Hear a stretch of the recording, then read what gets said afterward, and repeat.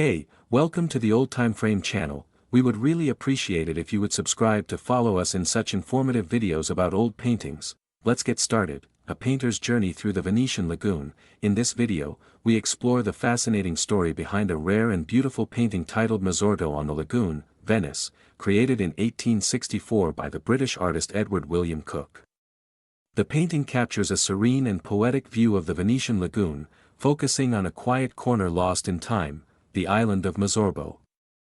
Once a thriving trade center, Mazzorbo today is a tranquil, almost forgotten fragment of Venetian civilization. We'll dive into the life of the artist.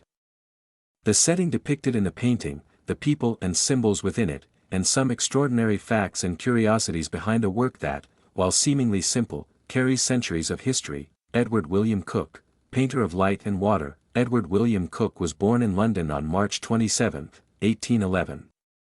He grew up in a family of artists. His father, George Cooke, and his uncle, William Bernard Cooke, were both accomplished engravers. From a young age, Edward showed a remarkable talent for drawing and engraving. By the age of 18, he had already published his first set of landscape engravings. Cooke became one of the most celebrated British marine painters of the 19th century. His work was known for its scientific accuracy and attention to natural detail.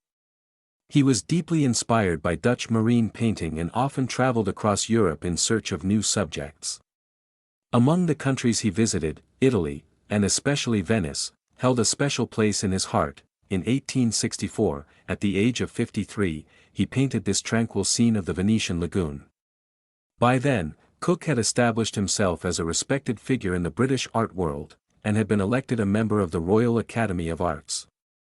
Mazzorbo, the forgotten island of Venice. The painting is titled Mazzorto on the Lagoon, but the name Mazzorto is likely a variation or a misspelling of Mazzorbo, a small island located in the northern part of the Venetian lagoon, just across a wooden bridge from the more famous island of Burano. Mazzorbo has a long and rich history.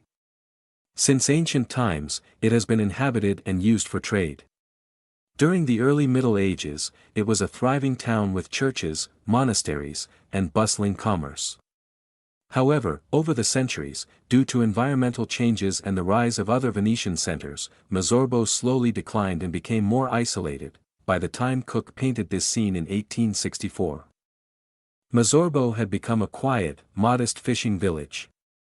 Its old charm and untouched nature made it an ideal subject for romantic painters seeking authentic beauty far from the glamour of Venice. What do we see in the painting?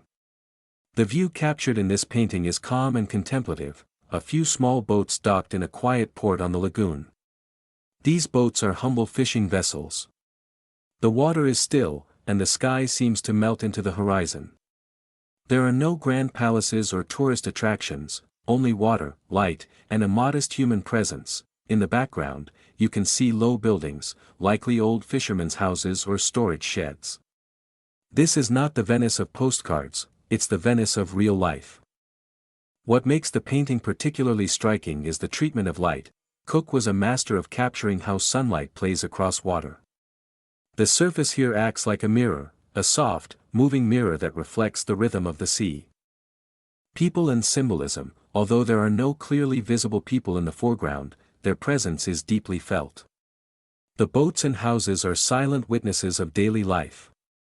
This gives the painting a reflective tone. It's less about documenting human figures and more about evoking a human presence through their tools and surroundings. In many of Cooke's works, people are represented indirectly, through boats, nets, or architecture.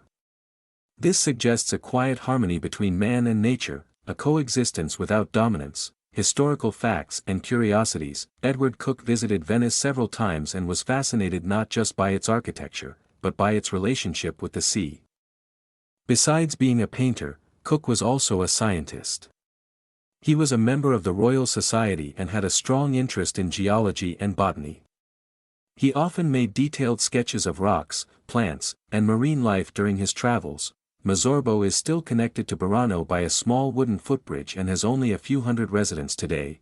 The island is home to one of Venice's oldest vineyards, Venice, where the rare and ancient Torrona grape is cultivated. This golden grape was once reserved for Venetian nobles and the doges, the city's rulers. The painting itself is part of Cooke's lifelong fascination with how humans interact with coastal landscapes, especially in places where history, culture, and nature overlap. Conclusion: a silent voice through time. Mazzorto on the Lagoon is more than just a landscape, it's a moment of silence captured in oil and brush. It reflects the timeless rhythm of a community living with water, the simplicity of daily life, and the poetry of places forgotten by time. Edward William Cooke invites us not just to see, but to feel, to pause, reflect, and be present with the stillness of a world that rarely asks for attention. In this painting, he speaks not with words, but with the language of light, water, and memory. Thank you for being with us. On this journey, I remind you not to forget to subscribe and like. Thank you.